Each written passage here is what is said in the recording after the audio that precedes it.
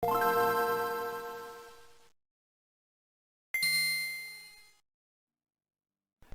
everyone, today we read and comment the 24th paragraph of the first chapter of the first book of von Clausewitz's Vom Krige.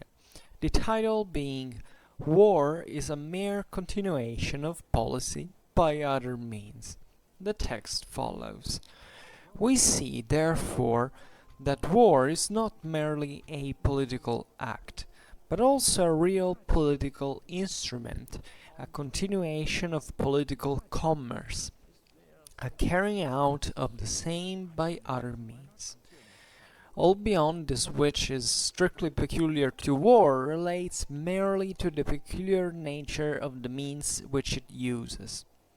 That the tendencies and views of policy shall not be incompatible with these means, the art of war in general and the commander in each particular case may demand.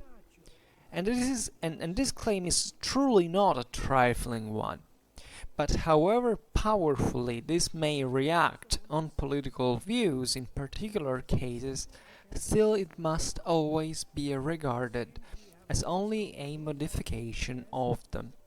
For the political view is the object, war is the means, and the means must always include the object in our conception. So, von Clausewitz amazes us every single time, this time with perhaps a bit less of surprise, because we fundamentally had already seen how war is a mere continuation of policy by other means. Von Clausewitz had defined it at the very beginning of the work, and in this paragraph he reasserts that after the logical sequence of paragraphs that demonstrate us, in fact, how war is not just merely a political act, but also a real political instrument, that is, an option in the hands of politics. This definition is naturally one of the most, actually the most famous phrase in von Clausewitz's theory, but now let's read the paragraph and let's frame it in the general explanation that obviously doesn't end there with the definition. It is effectively, if you go around, I don't know, the internet, it's one of the only things basically that are quoted from von Clausewitz, and effectively very few of them. Very few people get interested in his thought, as we have seen, but it's part of something way more complicated, and even this phrase has to be explained. Naturally, we will not be doing it now in itself. We will just, as always, read and comment what we the single paragraph, but nevertheless, this is a definition that has to recur continuously. This is not a mere opinion. This is not a point of view, a perspective. This is effectively what war is in reality. Von Clausewitz identifies it and explains now also certain aspects of the story, because we see he starts obviously continuing from the previous paragraph, and the that at this point intertwines in the process several definitions that have several demonstrations actually that were carried out alongside into this first 23 paragraphs, and here we see therefore that war is not just merely a political act. So von Clausewitz has explained fundamentally how politics comes to dictate what war is about. It controls it, it modifies it, it gives it an aim. And therefore the whole action is fundamentally modeled on this mandate, if you want to call it like this. And here I forgot to open something, sorry. Here we go again. So it's not just a political act, because we could conceive it just in this sense by approximation, as you know, it's part of politics. It's a decision. Violence is effectively enacted by a political actor, but it's not just that. Here von Clausewitz stresses the nature of war as a political instrument, which means a real one, because here it's not a matter of saying, you know, politics fundamentally manifests sometimes as war. So that war is a political act, but it's something that, you know, comes there out of the blue, or it's a form that fundamentally politics assumes given certain conditions. War is decided. There is a decisional process, there is an intentional process into which violence is an act. Just remember, other definition, war is an act of violence. This is the definition it is. This act of violence is chosen, effectively, is deliberated. So here war transforms itself into not just a political act, but by an option of politics, or better, in other words, properly an instrument, because the instrument is fundamentally something that you use as a tool to carry out certain, you know, more specific. I think the difference in English between tool and instrument is the tool is kind of more general, the instrument is something way more specific and refined. So this gives the, you know, the idea of what war is. It's almost a surgical instrument, right? That in this sense is used effectively by politics. And the definition of an instrument gives us, in a certain sense, the sense of passivity that war has towards in relation to politics. It's not always like that, because as we have seen in the previous paragraph, there is the option that fundamentally the forces unleashed by the act of violence, and so not necessarily by the act in itself, but also by its consequences, also from the other side, on a reacting enemy, can overwhelm the same political actor. So it's like, you know, you unleash World War the Third during the Cold War, and the world effectively destroys itself in a nuclear holocaust. Well, that's kind of an example, but that's kind of more it's a bit too technologistic, like.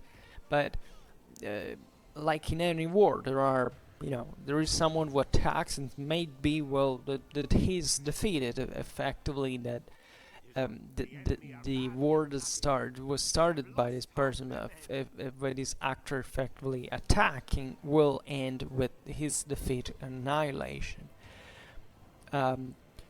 So here, however, what really matters is that it's most often the other way around. It's still when a political actor is overwhelmed by the enemy, still the enemy is a political actor on his own and using war as an instrument. So we will see now that in the paragraph, as you have heard, von Clausewitz points out there can be a reciprocity between war and politics, in the sense that, yeah, politics can influence war as much as war also can influence politics, but most of the times politics has the overwhelming advantage, let's say. Advantage is not the right word, but you understand, politics is way more influent on war than war can ever be on policy.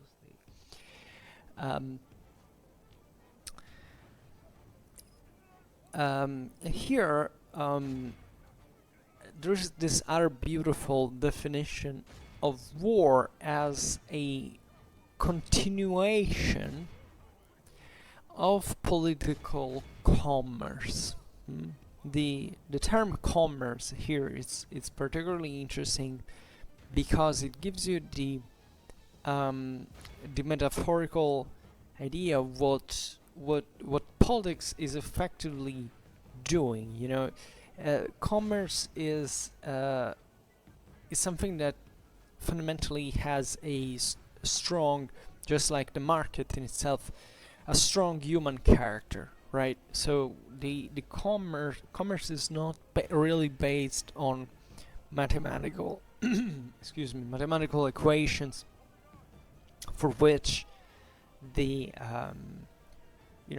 market works by itself. Okay, today it kind of partly largely works by itself, but it's still based fundamentally and influenced by political by the individual decisions of the customer, of who effectively makes up the market as a buyer or seller.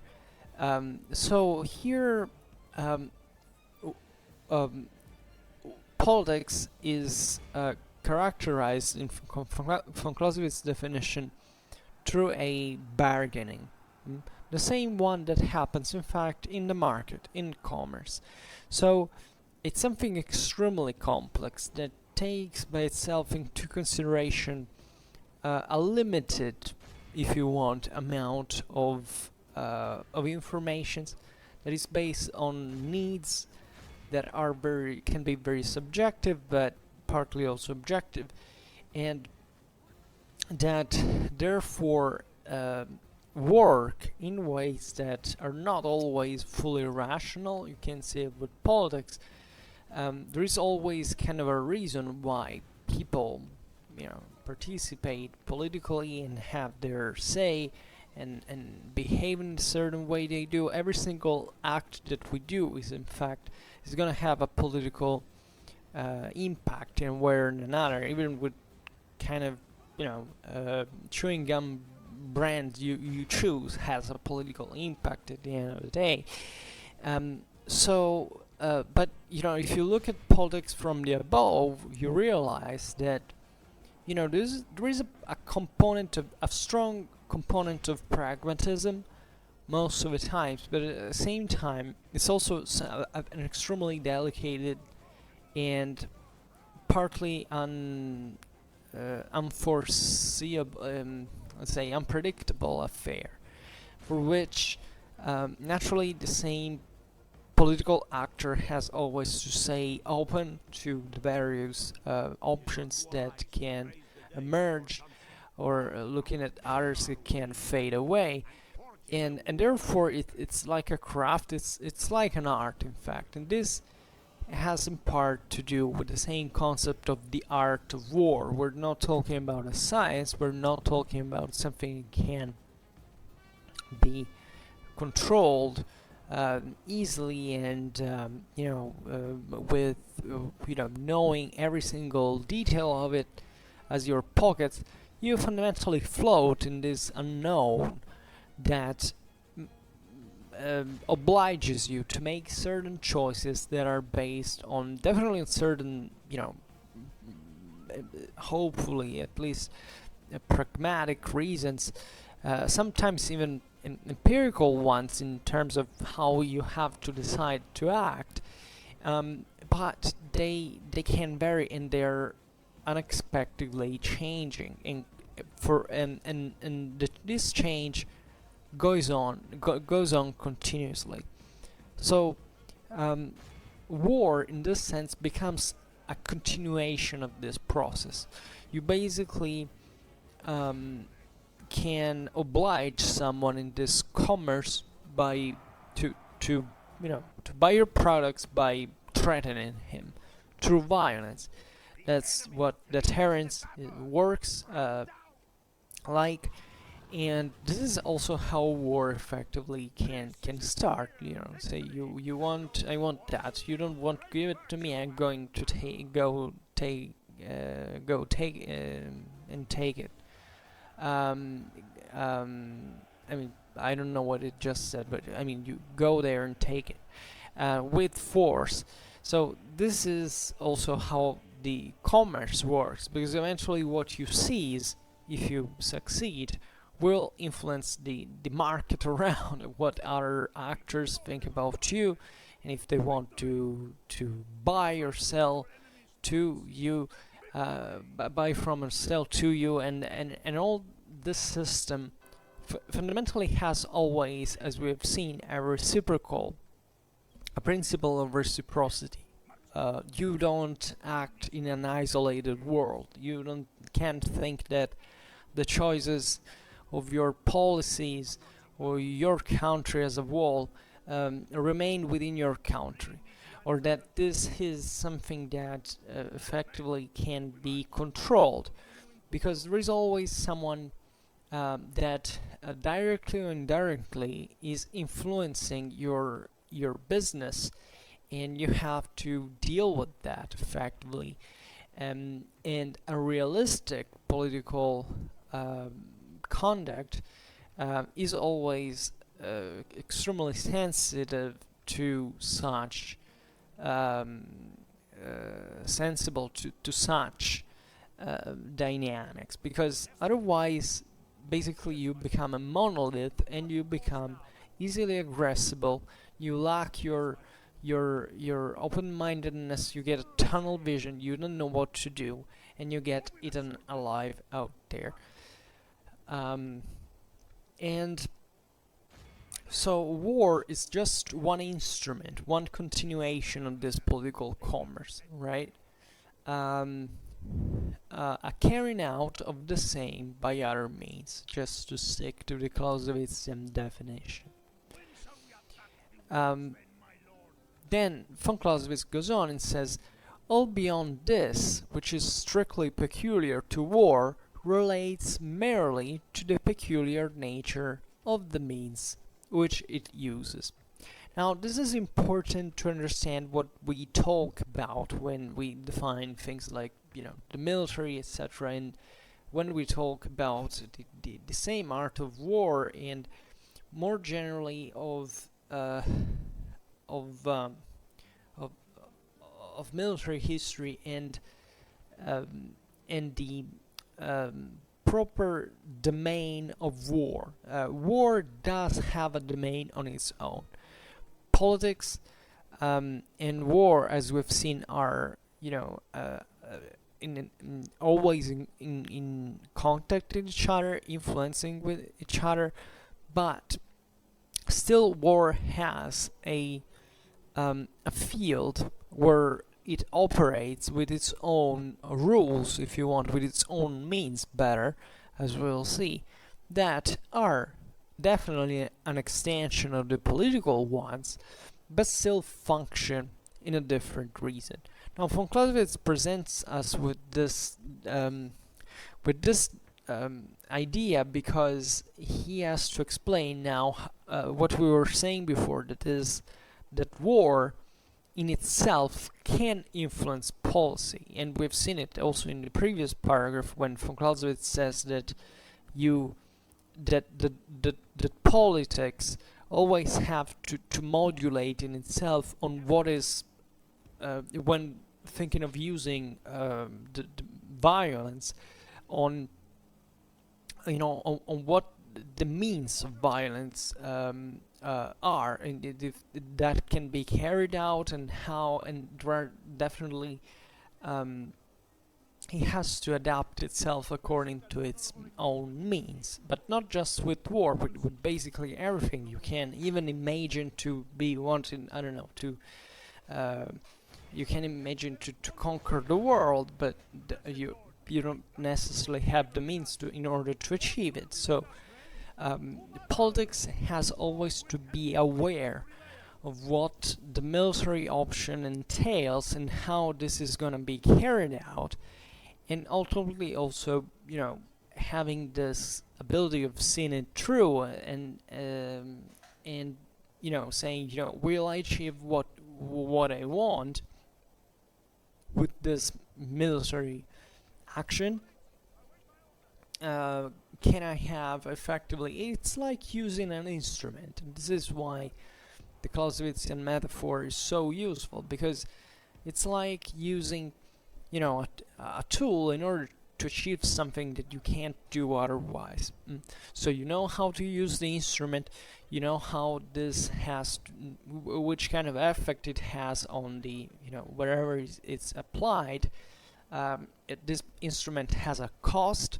It has a cost to use it fundamentally, and there is still this aspect of that is you know, true for into every aspect of life, but that in war becomes extremely more complicated, and possibly, as von Clausewitz says, in human affairs it's probably the most complicated affair in absolute terms, because you effectively don't know what the result of the employment of such instrument will actually be. You can be, let's say, relatively good or bad at figuring out how, you know, kind of predicting statistically what can happen,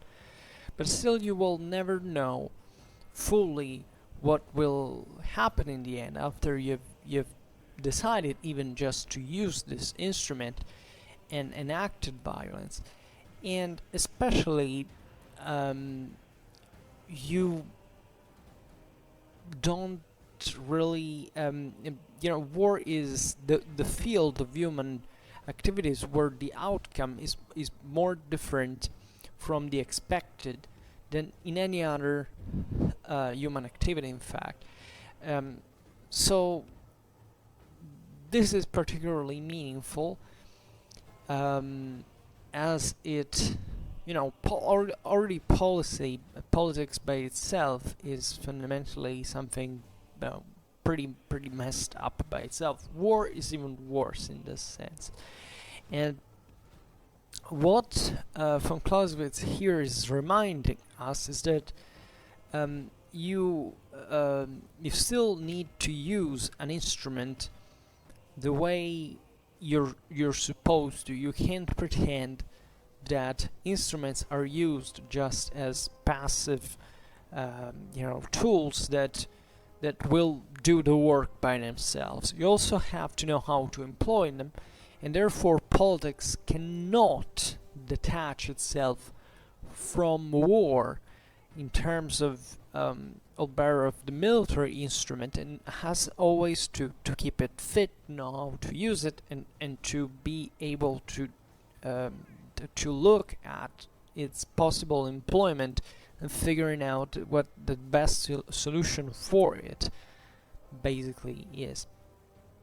So this is particularly relevant today when we are increasingly more prudent towards the idea of using and disturbed sometimes to using violence, using force as in form of military instrument, because of many reasons that we can't explain now. But this is an anti-Clausewitzian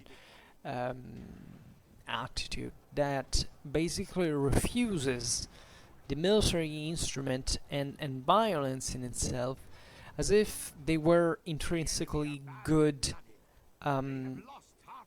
objects or even actors by themselves.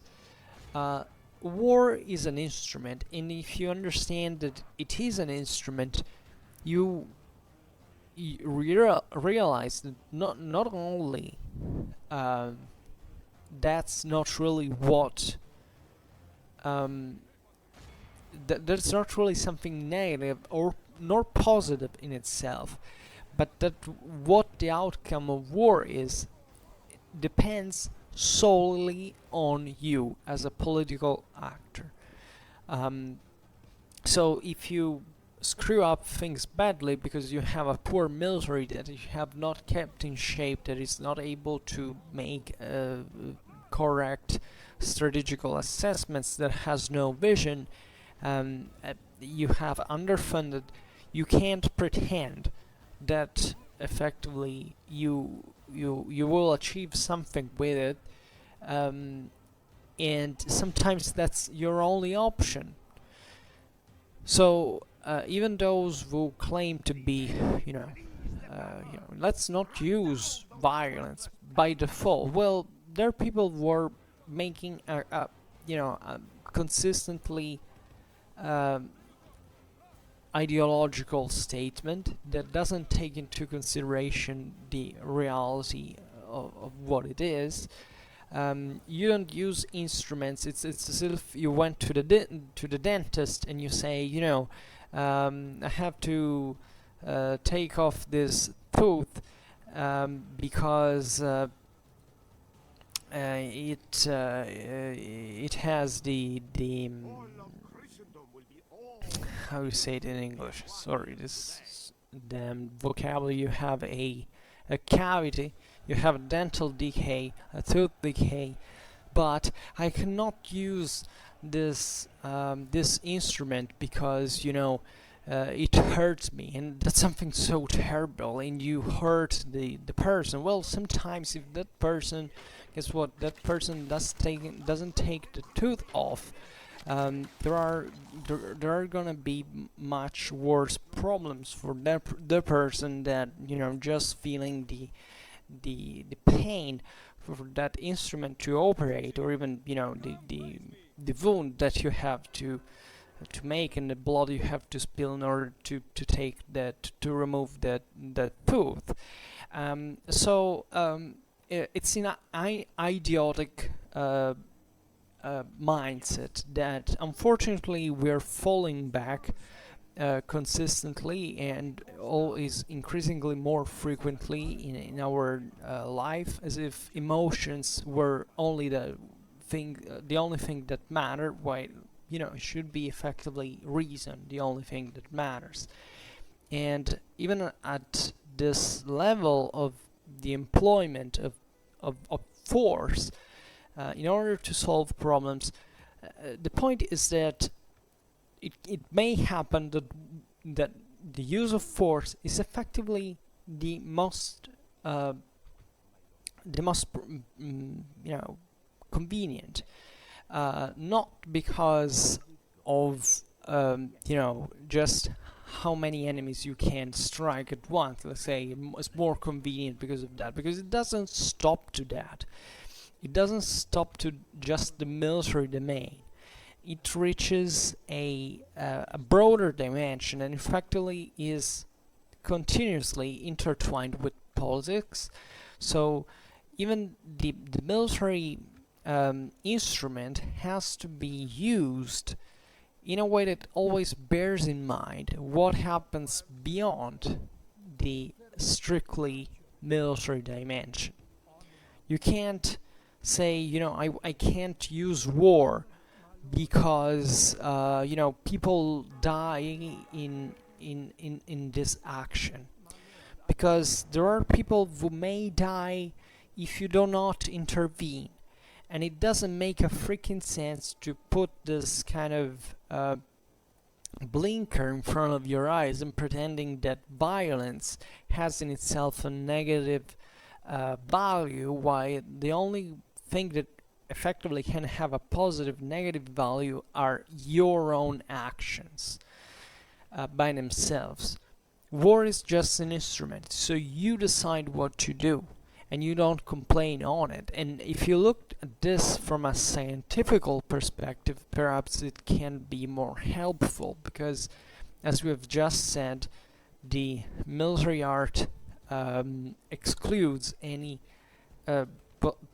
possible scientific approach to war. War is something that happens on so many multi-dimensional levels that it's that are cannot even be counted fundamentally.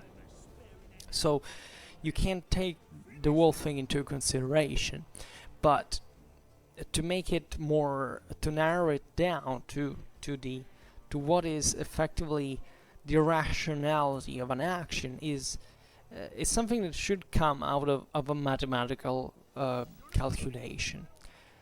We've just said that in war is it's impossible to see the whole picture, but still you know how to you know what you have to do on the basis of evidence, and the same military instrument has this evidence in itself. I mean, look at military technology. If we have invented assault rifles for killing people at medium range, in the kind of actions where assault rifles are used, it's because that design, that technology, that weapon is effectively what is required in order to carry out that task. And whether you want that task, you want to commit the military instrument with that task, it's entirely your choice. It's not a military choice. Or better, it is military, but it's dictated by you for the military instrument to work on something. So, yeah, I know this is the usual digression on how war is just a neutral thing in itself, but it's important to stress because we are heading in a world where we are dangerously leaning back into emotionalism. We're abandoning rationalism, and von Clausewitz, in this sense, speaks very clearly, without swinging, without oscillations, and simply tells you the whole thing as it is. Whether you want to follow him or not, it's your choice, but just know that if you don't listen to this, it's not because you're not listening to von Clausewitz, it's not because you're not listening to how reality effectively works. And this pretentious, intellectualistic distrust towards von Clausewitz that sometimes you find around, like saying, oh well, von Clausewitz, oh yeah, I understood it, so simple, well, maybe he said also something wrong because I know better. It doesn't lead you anywhere. Study von Clausewitz. Because at these levels it makes you understand, without even recurring to the kind of paradoxes and moralistic examples that I do, that are actually anti-moralistic, but shifted on that level to kind of sympathize or antagonize with certain positions. But if you read the work here that he wrote, you realize the complete absence of any not really of polemics, because he von Clausewitz is definitely polemical when it comes especially to the optimism and positivistic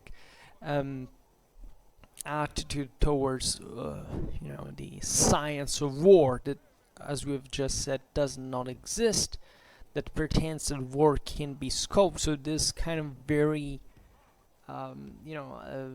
overconfidence in the intellectual skills, that in war is not everything, and that obviously war always has to take into consideration the intellect and reason. You can't go anywhere without it, but at the same time you have also in here to make a use of it that is instrumental to goals that ultimately you come to dictate. So you see, once again, here there was not even need to quote him to understand what your fundamentally your ends are, and what your means are. Excuse me, I drink a little bit.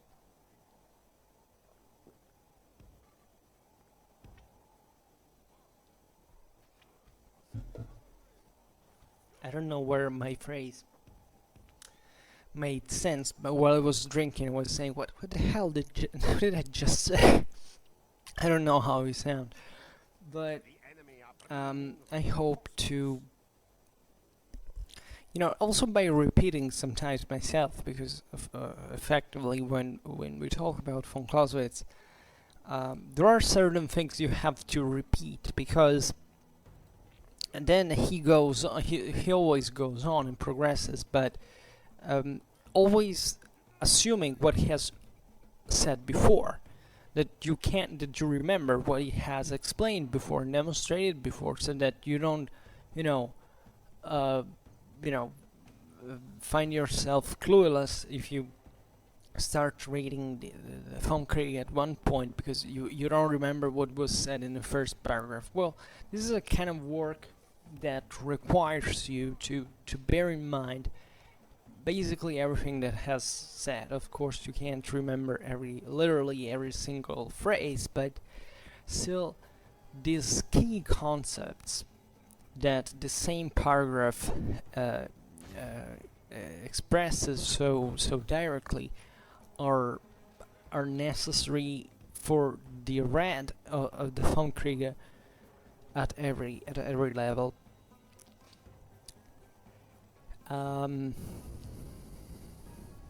So, commenting on the phrase that we were saying, war is definable through the peculiar nature of the means that it uses. So, war in itself does use other means, fundamentally. War is a mean, as we've seen it, but it also has other means, right? It's like policy has diplomacy, war has guns, right? So this is more or less what it means. And it's important to stress the military dimension as something that exists on its own, which doesn't mean to be inconsistent with what we have repeated many times about the continuous control and influence of politics on war. But there is still a difference in nature of the means that are used. Just like we said before, diplomacy and violence, right? They're two essentially different things that also require different qualities on average, right? At least different different measures of these in the different contexts. This is particularly interesting, in my opinion, also for from a strictly historiographical perspective, because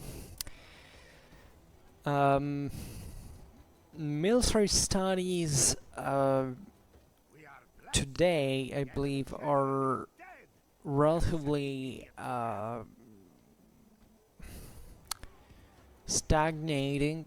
There is definitely a sort of renewed interest that started with the new military history, which is effectively Nouvelle Histoire Bataille, and for good reasons, exactly because you can't pretend to teach military history to talk about everything but the art of war, right?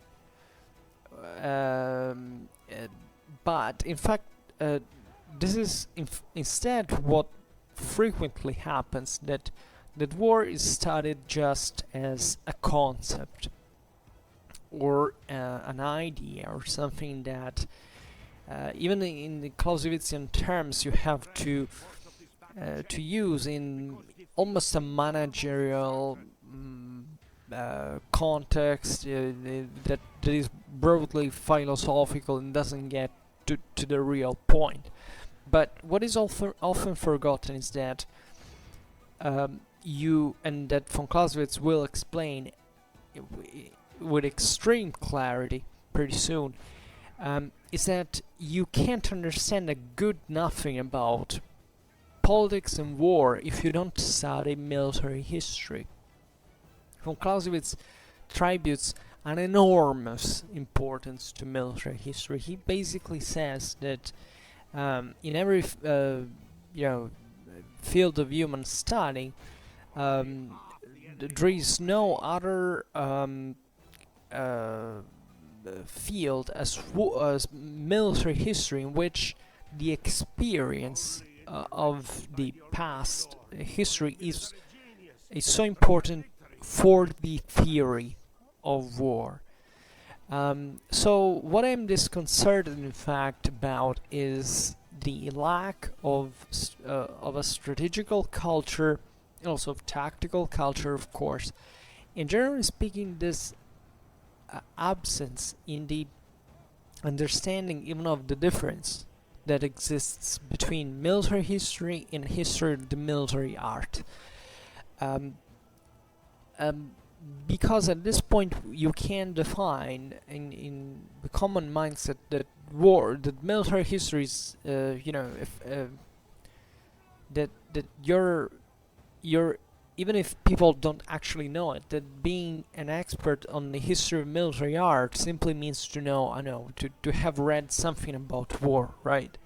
You can't become an expert on the art of war if you don't study military history. I mean, from really how, looking at the sources, campaign after campaign, battle after battle.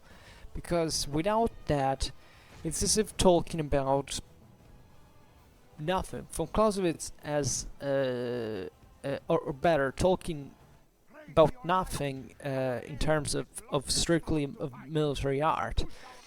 Von Clausewitz will explain this very clearly at one point by saying that if you don't study military history, you're just setting basically ideal standards. You think that that how armies are led into war, into battle, is just a matter of individual opinion in terms of how the mechanism fundamentally works, right? As if we didn't have millennia of military history to study, and these basically didn't serve anything to us. So given that fewer and fewer people, or at least this is a bit of a pessimistic statement, but it seems that the general interest in history has widened, but it has not really intensified, which means that way more people access to historical contents here through the internet. You realize it's pretty easy, but it seems that the general quality of the contents goes pretty much down, and this is being experienced in every field. I believe it's just, in fact, just what we were talking about before. Everything seems to be reverting to emotionalism, to this idea that only what matters is to make people feel good, to entertain them. As a matter of fact, the same YouTube, it stresses this thing. You have to entertain. No, I don't have to entertain anyone. I'm here just because I speak by myself what I think, and if people are not entertained, okay, we are on the market. I will receive less views. I don't care. But what is pushing me is exactly, telling what I have to tell, not entertain people. At best to make them reason, which is why I don't treat you like passive, puppets that just have to watch a silly 5 minutes videos in which you condensate, you know, a bunch of amenities of for having them digested by babies, but why I count on your capability of understanding complex thoughts, in spite of my my difficulties in delivering them effectively and understandably, but intelligibly, let's say better. But I want to make you reason, at least. Better if you disagree or if you have some problem, because that's where effectively I've hit in the right place, right? You So with military history, it's happened like that. That it's I can't really understand how can there be a political and civic responsibility if people don't know history. And in this case, how can a people, a citizenry, can understand how the military has to be employed if they don't know anything about military history? Since they don't know about history in the first place. That's the real problem. And even within military history, there is the history of military art that has to be studied in order to understand that specifically. Then, of course, it would be already, you know, great if people understood military history by itself, because effectively history of the military art is something that would be to be proper of actual military commanders and partly of politicians rather than the average civilian. But so those who are in charge, right, and they are responsible for, you know, the higher levels, to, given that we don't live fortunately in a direct democracy, but there is always a sort of bargaining in the middle, where when to employ the military force. So I'm pretty pessimistic about the world's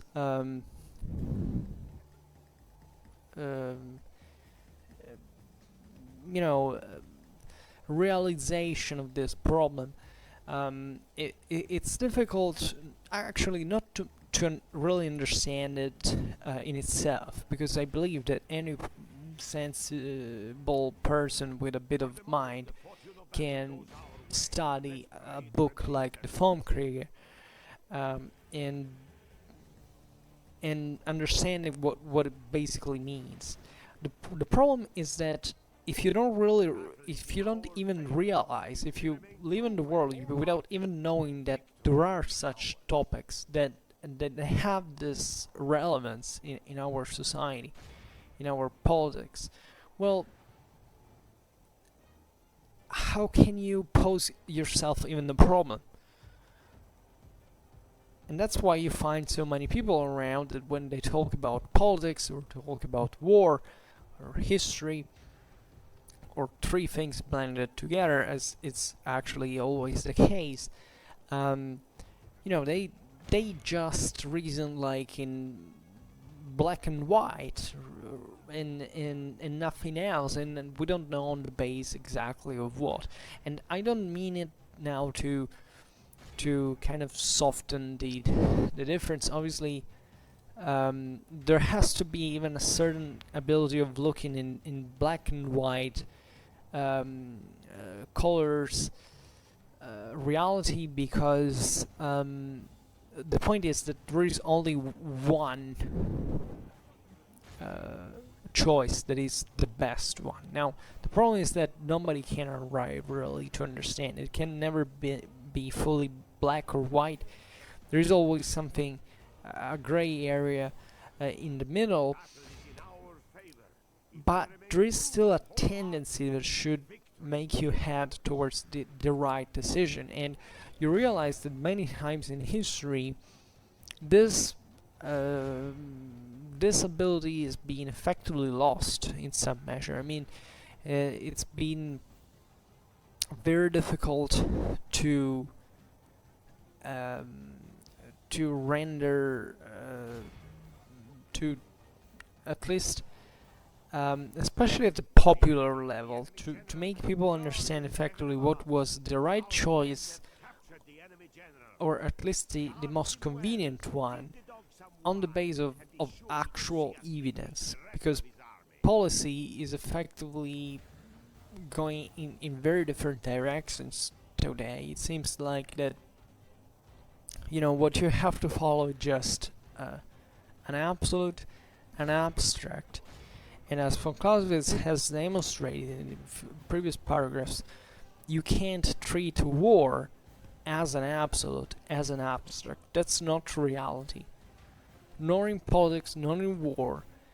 And although there are certain directions that definitely are in this sense absolute, but the criterion in which you should choose it's based on a rational evidence, not on subjective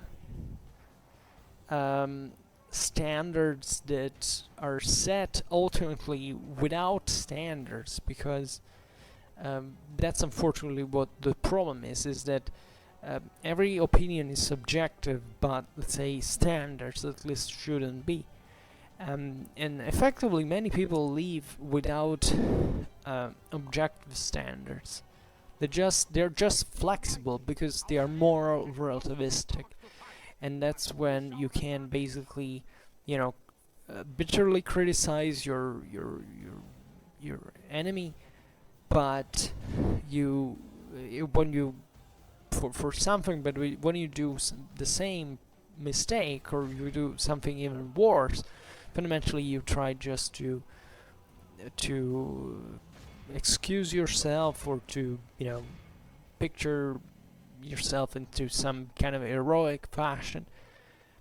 This is the real problem we have in our society, and I think it partly derives, in fact, from the absence of historical awareness, because it corresponds to a lack of political awareness, and also kind of understanding of the relation between politics and violence, that is at this point susceptible just of, on average, of tribalistic interpretations, because I don't see any other real criterion in today's politics that has any substance other than this one. And it's a problem, and it's gonna be a problem, because we're keeping doing mistakes, and when a society keeps doing mistakes and doesn't effectively find a solution for them, well, you realize that there is something seriously wrong at that point. Because normally civilized, this may possibly be something new, historically, at least in relative terms, meaning that you know, usually in history, when something went seriously wrong, there was at least another strong push from the other side, like saying, you know, we acknowledge we screwed up, and therefore it's time to fix this. Also because the reasons for which these problems were occurring were pretty serious, and were risking to, in many cases, even to annihilate the same civilization and freedom, etc.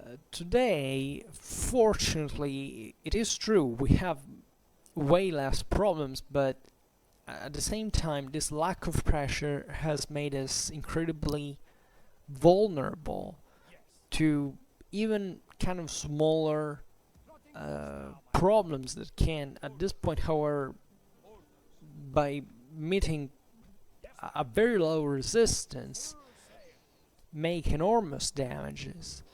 And this is a problem that doesn't come, in fact, from the problem in itself, but by the reaction that the average person has.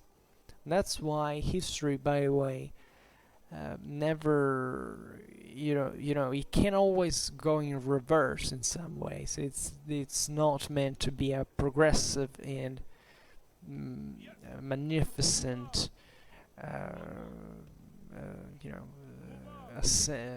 ascent to glory of the human civilizations. Things can effectively go worse and bad and even regress. And in part, it is happening, always giving that, also in here, I don't want to be a relativist, there is effectively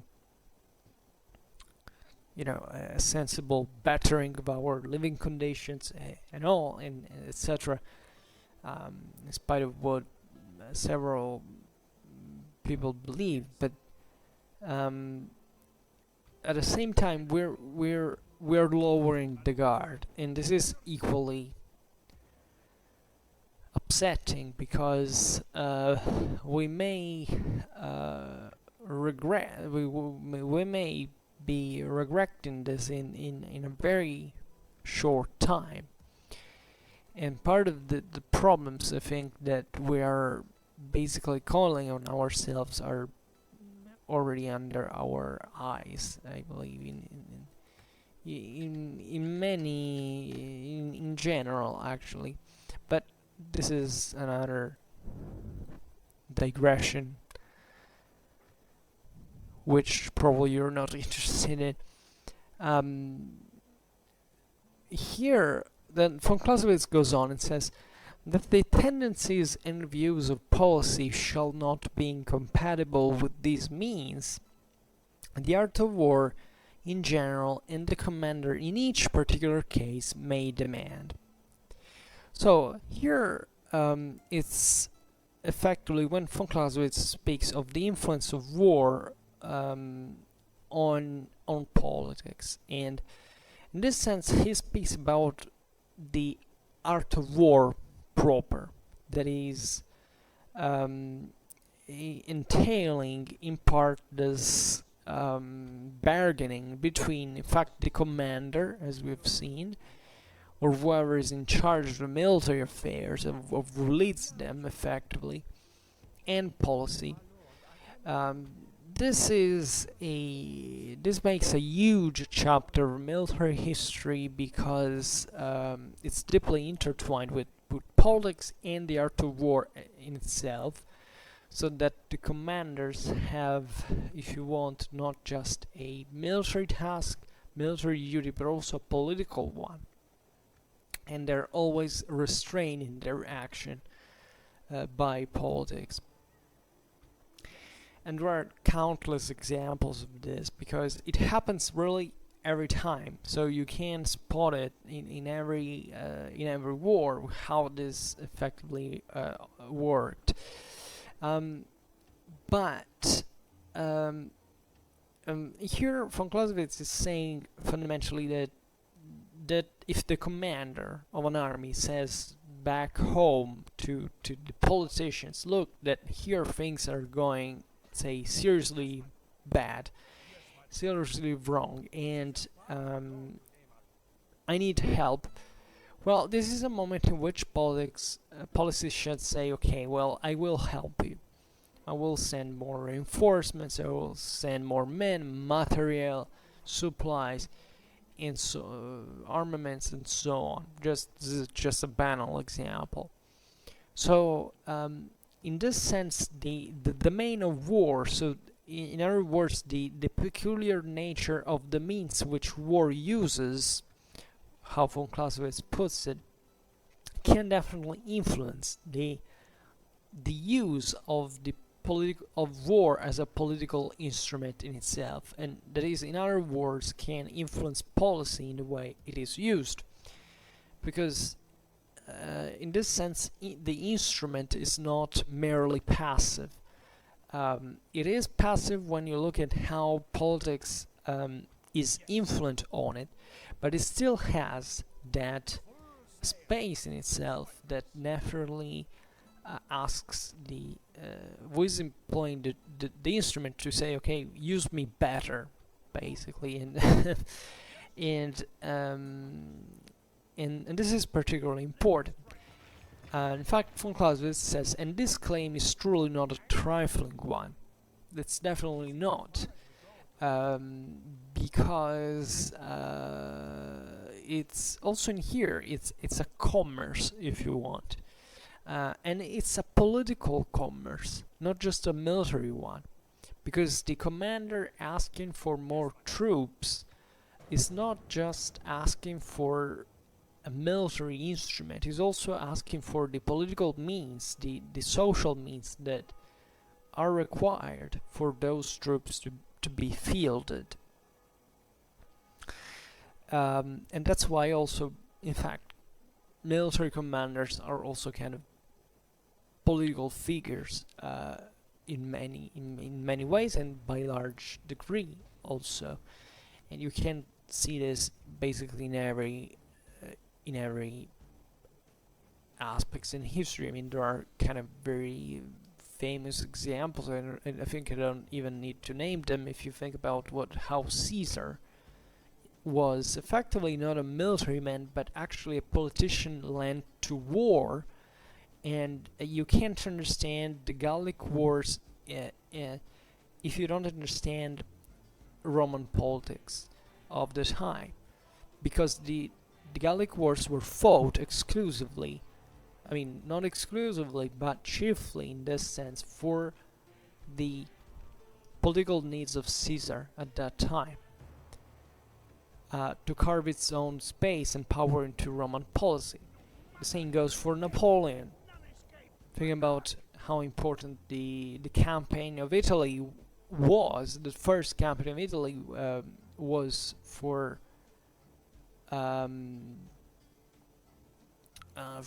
him, as for rising to the top, as first consul, eventually as emperor. So and this goes for many other aspects that obviously also remember those forces that were unleashed by the military, by the act of violence, and that can overwhelm the political instrument. Well, I made the example, I think, before, and also in the last paragraph, when commenting the last paragraph, by saying that fundamentally it's the enemy that overwhelms you. You know, that you start a war, but you don't know how it finishes because the enemy can say, well, but history is plenty of examples of the military taking over politics of their own country effectively. So that's also an option. Think about mutinies, think about coups, think about all the occasions in which the start of a war has effectively triggered one of the greatest political changes of world history. Think about the Bolshevik Revolution. Well, you can't understand the Bolshevik Revolution if you don't understand what effectively the condition of Tsarist Russia was during World War I. So, actually, the Menshevik Revolution before and the Bolshevik eventually, because that, by the way, the war was continuing in between in 1917. So, countless examples, and you know, I always when I read and comment the Vom Krige, I always have this kind of I don't know, not really aggressive tone, but trying to persuade a little bit, right? And then I don't really know what happens from the other side, because naturally, you know that I'm not generally aggressive when I speak, but I count on I picture myself. I was talking to a skeptic, right? That doesn't believe what von Clausewitz is claiming, and my advice that not because I believe that you don't understand von Clausewitz, you don't believe what von Clausewitz says, because there are many of you who don't, but this is not the point. I don't care. What I care about is stressing the realism in von Clausewitz's statements, that given that the Vom Krige is a very is an intellectual masterpiece in many ways, leads something to have kind of anti-intellectualistic attitudes, like saying, what is this guy saying? You know, why is that von Clausewitz such this great thinker? And I don't care. It's just one of the many writers that wanted to define war for his glory, because he was probably an egomaniacal crazy or whatever. But this is not the point, and the best proof to do it is to go study history and applying the Clausewitzian theory to it, and you will realize that it matches perfectly. Because this is not about what von Clausewitz wrote. Von Clausewitz was a very modest person. We even said, you know, the Vom Krige basically was not complete, and that he was hoping that there would have been someone else to complete his work and to express it in a far more effective way than he could do. So and this also refers to what I was talking before about historical awareness, etc. You can't understand von Clausewitz if you don't study military history in the meanwhile, because you will, if you don't do it, it will simply remain into the realm of speculations, of abstractions, of theory. It's like, you know, pretending to build a house if you're not an engineer. I mean, you know, theoretically it's possible, of course, but you know, you're still gonna acquire experience in order to achieve that if you want to do it, because there's no other way out. You can't understand it otherwise. That's why for many, perhaps, you know, I believe that all the great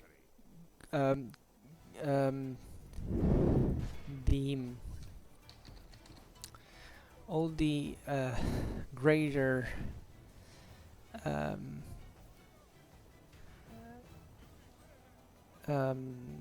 critics of von Clausewitz didn't effectively understand von Clausewitz. This is my deep conviction, that the more I read about him and them, because certain mistakes that are committed over and over again stem from the fact that people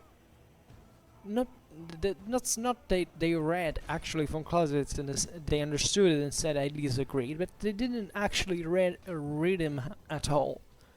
This is the real problem.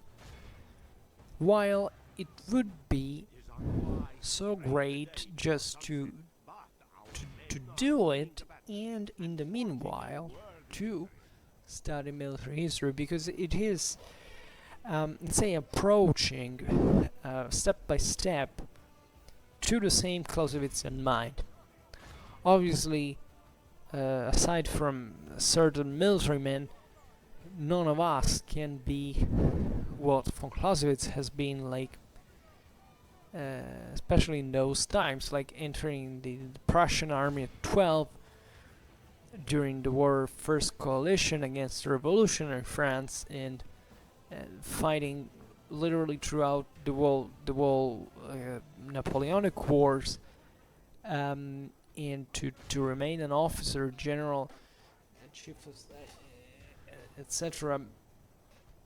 But he says, that his theory didn't just derive from his military experience, but it also derived from another type of military experience, at least, that is indirect, but it is the one of military history. Von Clausewitz was a military historian. He studied wars from all times in the past and used them to, in fact, to write the Vom Krige. In fact, when we will get into more specific examples, we will into the of how war is effectively led and operations, etc. Von Clausewitz uses makes several comparisons because he needs them. It's not just an embellishment of the prose. He explicitly states that without that military experience, that knowledge of military history, you can't effectively understand war. And but there would be a lot to add, but I don't. But also because I would like to conclude.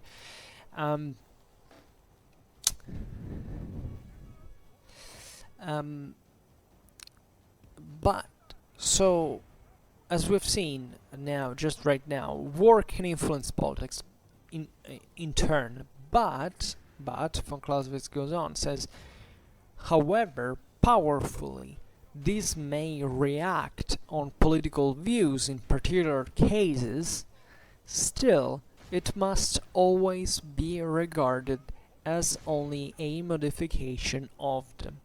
For the political view is the object, war is the means, and the means must always include the object in our conception.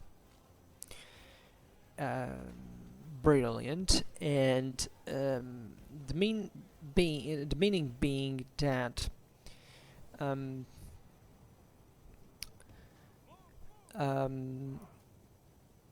the change in political views deriving from the military events, and therefore the also the changing of the situation is particular.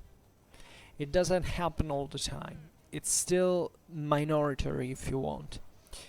Or better, it happens at all times, but it's still relative to that particular mean that war, to the needs that particular mean of war represents. And therefore, given that we have seen that war is just a mere continuation of policy by other means, you realize that, yeah, of course, this can be this reciprocity, but still the balance is overwhelmingly shifted in favor of the political influence. And generally speaking, let's say that the military eventualities are generally always more contingent than the political ones. I mean, obviously, politics is very complicated as well, but war can evolve way more quickly, so in more unpredictably than policy. Excuse me.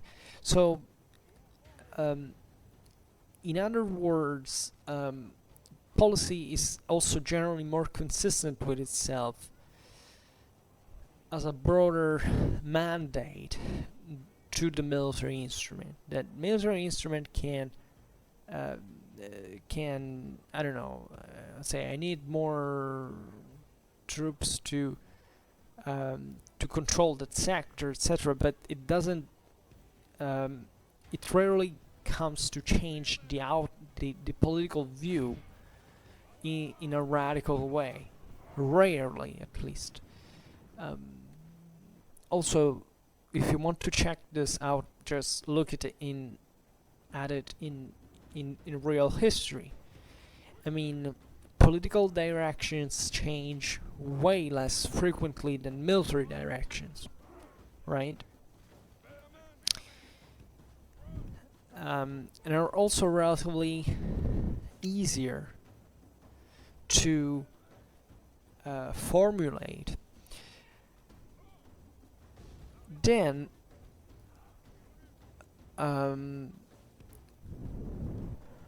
so where were we? Oh yes.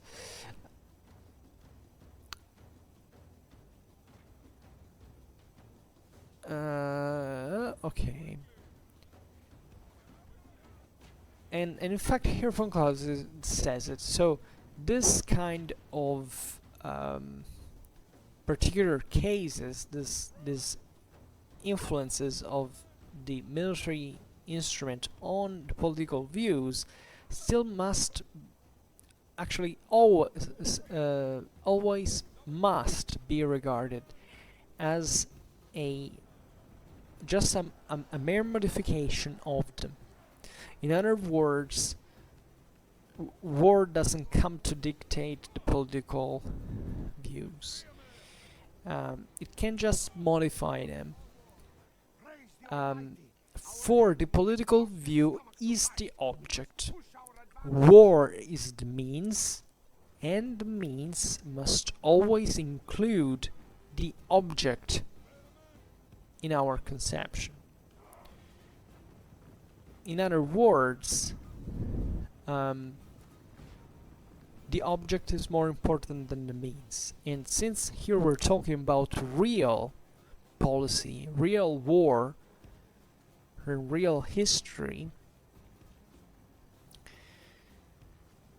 it cannot be otherwise.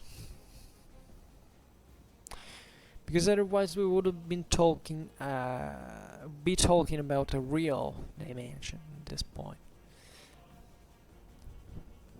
So, once again, the political view is the object, war is the means. And the means must always include the object in our conception. So in other words, the means are moved by the object, and in turn, in other words, war is a mere continuation of policy by other means, in which the political object is prevalent on the military instrument. So this was a short but powerful paragraph, because it really makes you understand that war doesn't have a sense without policy, and that policy fundamentally directs war at all times, and it's never suspended. This is never something it ceases to exist. Not even when the military has this domain of its own, this means on their own. But still, politics, it's above it. It's above them, and controls and modifies everything that happens in there. There can be something that goes in the other sense, but it's still the object that has employed that instrument. To make a stupid example that is obviously very, bad and ridiculous, but it's as if, I can't do it because it's too stupid, but it's as if effectively we're using a tool, and the tool told you that you don't have to do what you're doing. I mean, not the way you do, which the tool could actually tell you, as we have seen, but not in general intention that you have. The tool is just being activated, let's say, by your intent, and without you, it's just a dead body, nothing else. So is the relation between policy and war. And this can go always in this way. I mean, it's there are several metaphors you can use to picture it better, let's say, but at the end of the day, that this is the concept is very simple. So all right, I could tell a lot of other things, but I don't think it's the case. We will have plenty of time, hopefully, to tell it on other occasions. For now, I just hope that you enjoyed this video. If you did, please share it, otherwise leave a like or subscribe to my channel if you're interested in my upcoming contents. And for now, I thank you heartily for listening to me. I wish you a nice time and see you next time. Bye.